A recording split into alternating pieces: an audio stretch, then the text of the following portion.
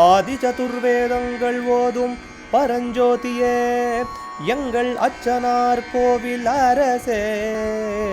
நம்புவோர்க்கு உபகாரி என்பதில் இவரன்றியில் நாட்டில் ஓர் தெய்வம் யார்கான்.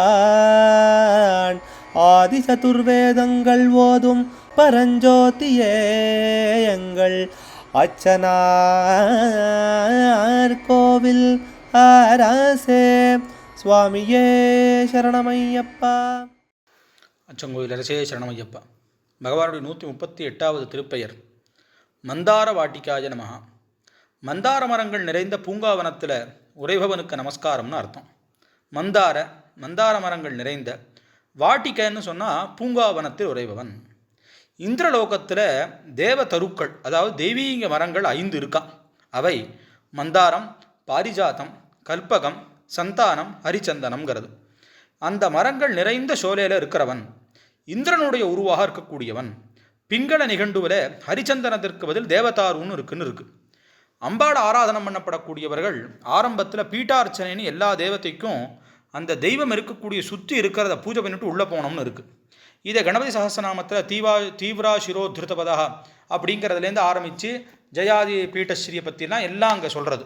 அப்படி பகவான் இருக்கிற இடம் ஸ்ரீசக்கரமாக இருக்குங்கிறதுக்கு இன்னொரு விசேஷம்.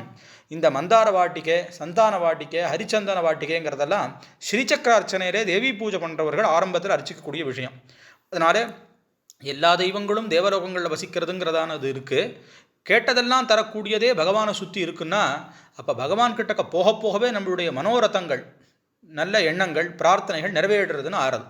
பகவான் இதுக்கெல்லாம் மேலேயா கேட்டதெல்லாம் கொடுக்கக்கூடியவராகவும் கேட்காததை கொடுக்கக்கூடியவராகவும் மோட்சத்தையே கொடுக்கக்கூடியவராகவும் இருக்கார் அப்படிங்கிறது இதற்கான ஒரு பெரிய விசேஷம்.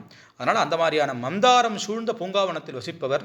இன்றைக்குமே நாமெல்லாம் சுவாமியை சொல்லும்போது நம்ம சபரிகிரீஸ்வரரை பொண்ணு பூங்காவனம் என்றும் பூங்காவனத்து அதிபர் என்றும் பஞ்சமலை பூங்காவனத்தில் இருப்பவர்னும் இப்படிலாம் ரொம்ப விசேஷமாக பகவானுக்கு சொல்கிற பெயர் அமையிறது.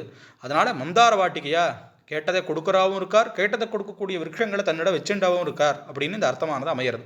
அச்சங்கோவில் அரசே சரணமையப்பா. அச்சனார் கோவில் அரசே சுவாமியே சரணமையப்பா.